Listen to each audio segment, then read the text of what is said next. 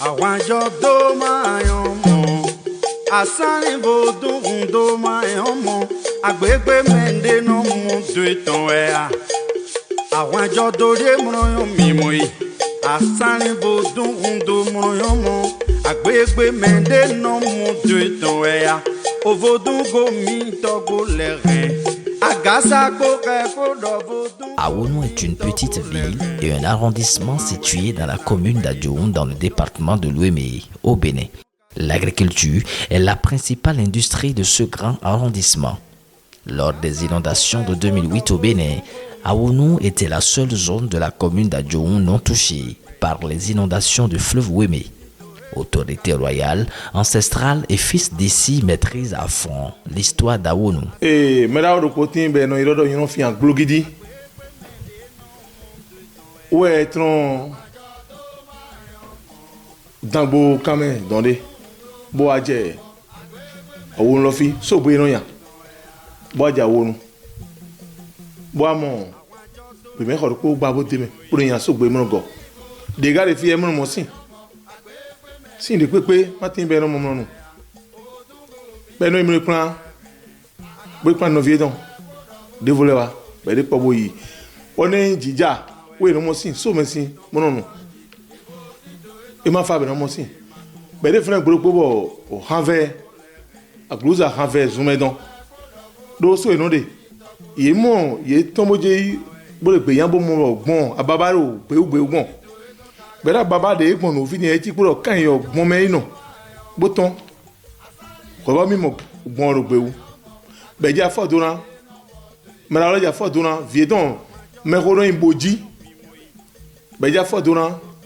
o gbon loji kaka bo mo gbon bo bi ogbon me de mo gbon yiro c'est vrai bo ko to gbon ka bo mo to de mo to e go akwe ba do me do mi mo to bo me le ro awo e iro awo edo era mi ọdún ẹmọ tọ bẹ̀rẹ̀ àwọ ẹ bẹ̀rẹ̀ ní bọ àmà yìí bẹ̀rẹ̀ fún boko do kàkàkà bó jẹ tán bó ìmọ tọ gaa lọ bẹ̀rẹ̀ bí àwọ mi ní dada yà fílẹ yìí rọrọ tọrọ ẹnà yọrọ àwọ tọ kàkà wọ mẹrẹ yìí jẹ wà tọrọ mẹ fẹrẹ ní àtúrọ àwọ nu fi bó jẹ àwọ godo àmọ tán lójú bó mọ kó ìdánilẹ àbí mọ àyè sẹgbẹ. Bon moi étant ajeton ayi mo avigbe le bo mo naon bo ton don ayi mo kuju le awonu kan do polo fi ne abiyo fi amo asigi we tintan wa to me fi bo da nu vle suno po adan ba no po iwa bore wu ndo to asigi wono do village aton popo re awonu kan lo me aje fi asigi gbongodo aje bi do me don amo agozure Victor Sekpe zinto mena Victor Sekpe zin village dion tolo di angbon pon lo di angbon we awo tolo we di angbon we Victor Sekpe zin kwegbe nde do ere bodo awonu lo de ye do awonu da ye mono do awonu abido meno do bo en village dokpo wa fila i dokpo le me de deme bono hado sakete me de deme bono hado aflan ku ekpo mo le fidele de gbe jimbo ma yigbe bo kala wonu me bo ga we nen dole yo me lo podo na to de ko me ya chore bo ga ne wen che fila i tintan si de ko don bo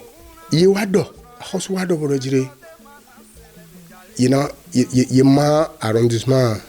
ye ma commune on le ye ma commune wa wundon comme de siri ko yin village da ho mi jeha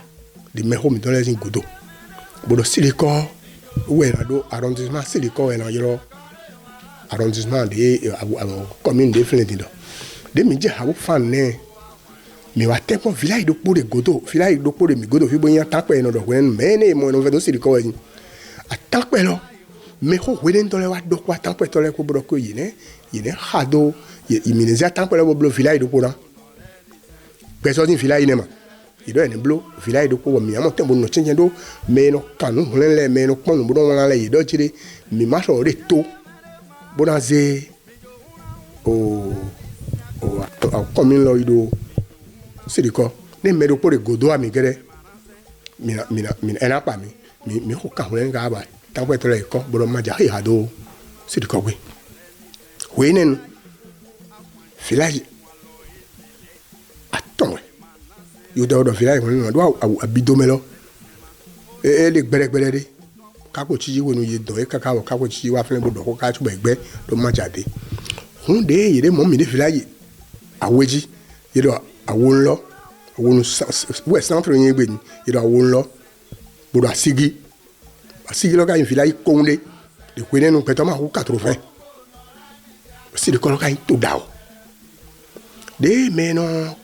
do ko bo mi no do le do jide ni mi de to e ma tete o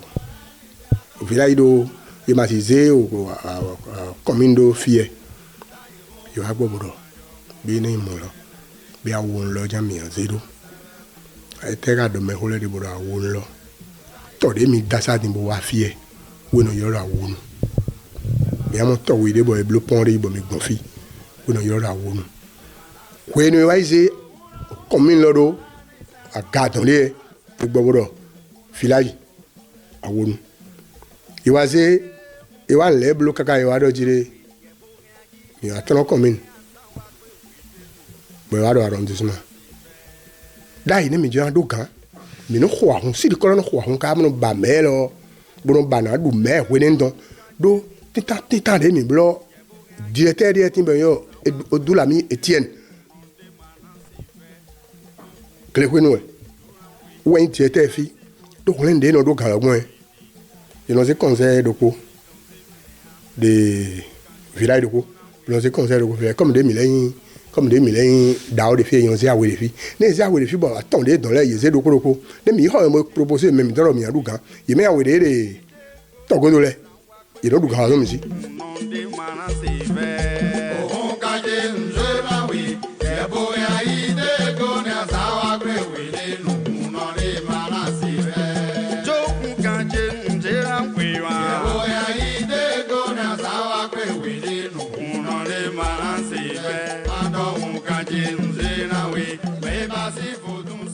En 77 il y a des communes rurales lenama awon lo mai nde dai mai commune dai 77 des communes lenama ouais il y a des ramblouk mo buna créer commune awon rural awon don ouais mi don village we lo nu mai village aton egbe we wa go village wa ma village siliko don do awe ba do pe village aton village ne we lo nu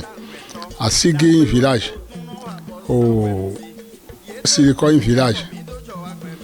bon we lo nu abidome din village bon awonu centre fini lo e ma village o mede fini le ils ont touré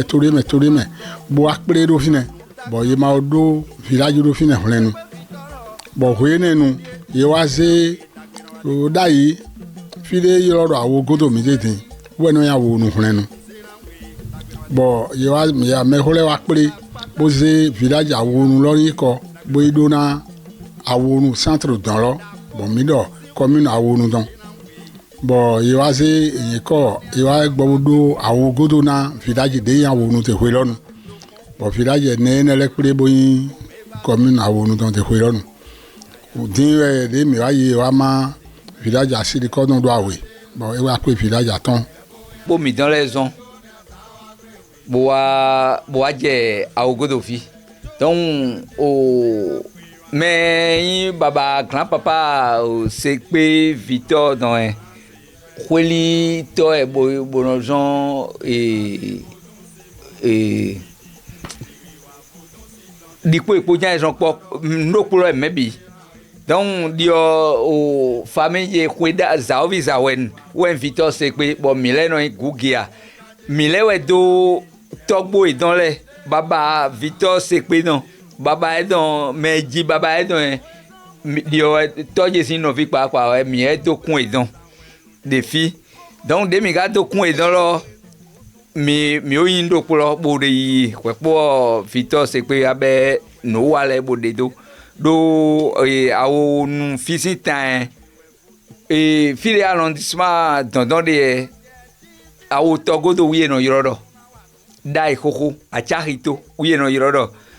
donc wenu arrondissement jorona wa village mi do me bo ya yoro arrondissement oui mais chef village mi do welando e wa de do we ero eneze arrondissement do awonu do komi no fie no yoro do awonu de welon bo yoro akpadon do achahito ika wa se e wa do we e ma do wa se arrondissement bo se bo gbaro komi no fie ne wi wa se arrondissement lo bo se bo gbaro fie no yoro do achahito lo e bo wa gbo no yoro don do awonu fie ne wi wa yoro village mi no fie do awogodo de donc bon mi gba obero mo bo de yi ka je un kinken gbe don me do file mi mi jon togbo mi dans les jon kwepo wa fi bo je file kwepo wa awogodo fi khweli dame wi do propos mi dans les jon baba mi dans les jon bo je file me de len je asiki gbongodo bo tron asiki gbongodo bo do aje awogodo lo quartier de bo le fi bo ero je kwepo ero agbado bo aje vovo bo file meroko ko agbon bo ai mo bénéficier don ou gens mi aje vovo bo de la ndo ko nya mi ile awogodo fi bo de yi Vodo si tante mea ando un kanche nzena we mere basi vodo si mono aya we wa vodo si tante mea o un kanche nzena awonu ville glewi ino le glim no patan mono sin de mono da mi o vi mi don le ka support imbo so in cadre bo ele din ye ma do inglesi mi do tin yo ze kwe boyin to nukunga bo mi yozure bi o to ko me kwado tin o yamo awonu sin cadre support ye medi ohun wenunu ogbe pode munwala ohun wenunu otuwe da bodun re kon kanjo inonu e ko monala. Cet arrondissement de la vitrine de la vallée de l'Ouémé abritera du vendredi 20 au samedi 21 août un événement du jamais vu ici, à Wonoudé, mais qui a pensé engendrer un tel festival, qui de son vivant veut hisser Siro à Wonou. Seul le ciel gardèrent ce secret jusqu'au mardi 27 juillet, où le commun des mortels l'a découvert. C'était donc l'artiste Victor Sepi, fils de Bokor, qui l'a baptisé Yves. Ça m'a beaucoup impressionné que monsieur Victor Bokor Yves, le président des artistes de la vallée. Bon, c'est mon frère, on a étudié ensemble, mais Dieu lui a donné une chance chez nous, à l'arrondissement d'Awonou, et lui, il est l'artiste de notre village et il est encore élu le président des artistes de la vallée de l'Ouémé. Bon, ça m'a beaucoup impressionné que nous-mêmes, nous avons un grand artiste dans notre arrondissement d'Awonou. Ça fait la première fois que ça va dérouler, que c'est M. Bokor Yves Victor Sepe qui nous a fait venir ce grand festival dans l'arrondissement d'Awonou. Les trucs qui ont dit, ne dans tous les gens qui vivent, où est-ce qu'on doit voir les trucs qui ont dit, Babana dit, viens donc tous les gens qui ont plein quoi, où est-ce qu'on doit voir à Holu Toyongon. Bon, Djona Tine, il est dans nos Gigoé donc à Anton Union dans l'ail. Bon, mais les autres plein walé en famille, mais oui, mais pour non. De mérite d'adjiko de causer une comme il t'a exprimé voilà la même magie fille béton à non le voiton vous êtes mis de où des mis d'autres mais logo c'est que les données ou Djona Tine il est ton annon ne de ha pas que hade na pon union auto oui mais on a nos zedo cerveau et domme hade na ji moi pon nous to bo to amate do nyon nu ite han mi de mi do ji hade no ji lo halo no pon nu to bo o to no yin do me yɔ kpɔ bo no yɔ dɔ hã de dzi de yɔ le ke de xɔ de dɔ de le ba yi hã lɔ wi dzi ƒe de da dzi kpo do kpo na nae mi mɔ gbe de me mi de fi di gbe me ma dze fi de gbɛtɔ yɛ na nɔ gbɛɔ me wona tɔn amewo ne dzro me de da gbɛ tɔn nyɔn si wea sun si wea eme kpɔe na nyi ŋdu ayigbawo dzi fi papi di bɔn mi de didɔ nlɛ di bɔn mi ka bɔn mi do awo zenu mi de mu nɔ mɔ hun do hun ma gã gbére ema yi mi lɛ wezi wenuwɛ kakara gbére tami tɔ na basi na yɔ o dzi hã lɔ sɛkpe o dzi hã lɔ. ní vodun kundomro yọ mọtò yọ àgbẹ̀gbẹ̀ mẹ́dẹ́ náà mọtò ìtàn ẹ̀yà àwọn àjọ tó dé mọ̀rọ̀ yọ mímọ́ yìí àsán ní vodun kundomro yọ mọ àgbẹ̀gbẹ̀ mẹ́dẹ́ náà mọtò ìtàn ẹ̀yà òvodun gomi tọgbó lẹ́rìn àgàsápò kẹ́kọ̀ọ́ rọ vodun gomi tọgbó lẹ́rìn kùmàwé yìí zàgbẹ̀ ìtàn bó dọ́jì yìí do ètò kàkà yìí màkà ọmọ. Wa de Victor se pe loro awonzin to me o de mi jo bo to mi don le jo e ma o mo nu mo ngo de pon de awon lo sin kan ro me kaka wa je kan ko ro me bo ma wa bo achiri na mi bo na mi gajewu kaka wo mi wa mo vi mi don dopo bo wa yin Victor se pe bo ro be mi na se afodide ne bo na se to ro do aga e demina khone min dok pena mawo do awon tolo no kunja huede do min dok pena mawo do mi ozudi beranden yiro ils file bronze wawe amo effectivement do egbedin o de awonu kamedin mi ozu mi odo aziza tegbeju dopo bo yero yore do ete sepe aziza Victor sepe. Donc, min dok pena mawo do nou e jan baido école centre mi ton fio maybe say miro godoren ndem no jejera tozin achemi ndem anganjo do ko si de pe de na chigbon o na mi an to do ma o ne na e ugamo do ete otu awolonu o nukunja hun we de glegble do ete otu di de nkan ton we e chigbon bo mi wa mo novi mi ton do po din bo e wa yan si za tegbeju do po na mi yo di azan oji yo maybe say mi de godone awon to loka anze yaga ajon to na ze yaga agasa ko e ko do bo tun go mi to ko le o ma we ye san pe itan bo doji ibo ti do itan kaka ye ma ko mo bo tun go mi to ko le agasa ko e ko do bo tun go mi to ko. Grâce au géniteur de Yves, promoteur du festival, on en sait un peu plus sur la portée de son nom d'artiste. Et le hasino signe ko dimpon hasino signe ko dimpon de be anayin ko achejio mo apon kakaro fio hasino signe ko na nawe de yo yin ko tengbeju lopo we yin ko na yin mereka si unyo ro yin ko tengbeju we a ewe sonbo yin gbo bro ni yoro sepe o ete sepe ga do me de si o tun bonyon nu e sepe do me si o do a gaga wundo ni do de pe we ji jo fio nu a bro ni de pe on tepon bodo sisi betoton bonyon beto sisi bodo beto sin valet bonyon valet betoton de beton me na so do te pon bodo valet betoton yon valet betoton de ndonion e de so ton wa do ete auto nu betorin e ado sepe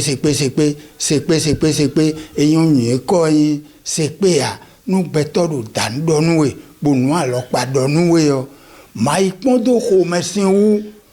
bo ichi ko donu me onle o yena bo chen chin de pepe wa hun do atogbo bo se ho na donu we de yo ho nyanya we a dagbe we a nde pepe we a yi gbenu bi bose bi bose ikpe bi se wɛwɛ tso bɔ nue alena blo gan ana wa blo aka gbɛtɔ ri ko dɔ nue awo dɔ se ko lɔ afi de ya bo bɛ atan kpɔn abe atan ko dagbe de ena dɔ nue de yɔ andzo kɔ to ewɛ sɔn bɔ ndɔ ni se pe ni se nyina to lɛ dagbe nyanya ndende ni se bi se ikpe bo anyo sɔn ye ena asi yɔ ena yɔ yɛ.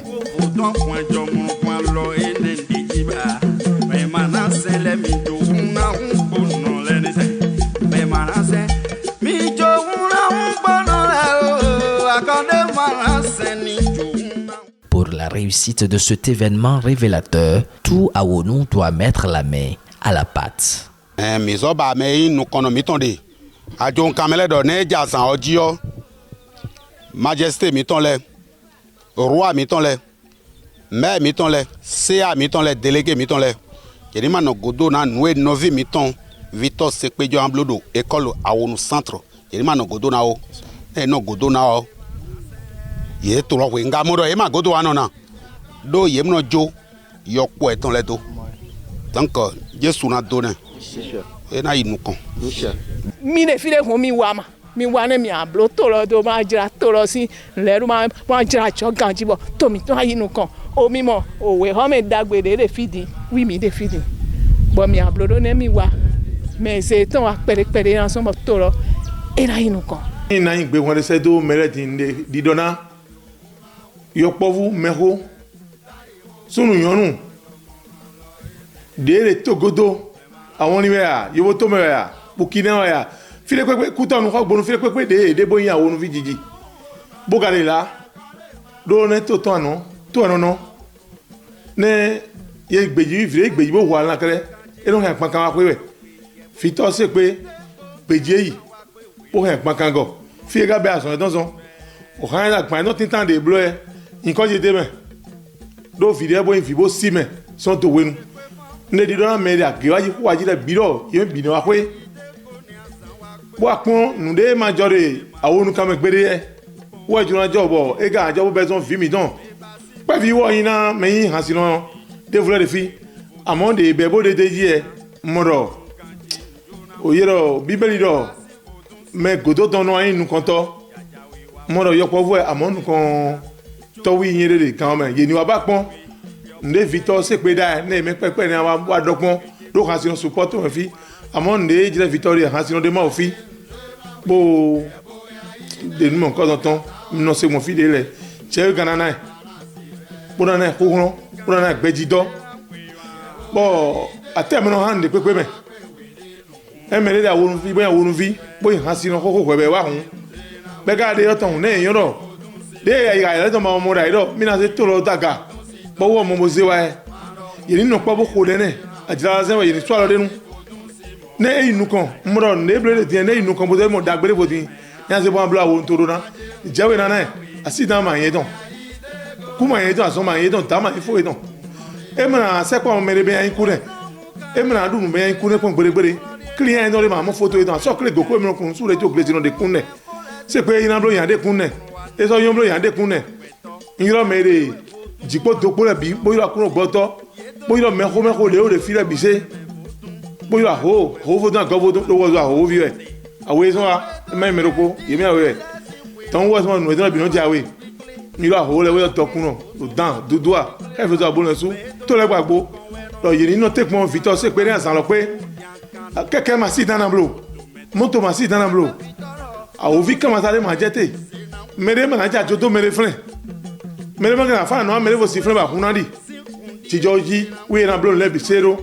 o ta do ma nta na kan kon gbere chono de wa le bi na wa ko jijo gbo ma so ko jijo gbo ene na tron togodo bona wa awonzi toje mefi yeme kuna no àǹfààní me ya no agasa ko mi no hunzo tom lo do ko do be no hunzo nde ma o do mi no gble fide renlin ne join ne do peto e kun ne ga ndo wi de su me wi de join ma ona ne ron bo fo na nuyen bo ne azaga gbega bo ne fifa bo na se turo daga bo di de awonzi turo se daga ro e mo ai hon pe na se wo ru daga ro akuron ji we na se mi do agaro mi na blo ba lo ji na no bona nyo bona pache do arrondissement wo ndo me wulo jamia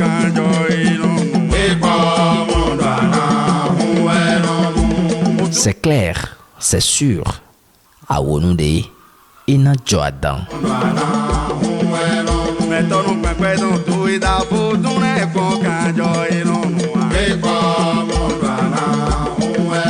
Uno gato fogito e dai a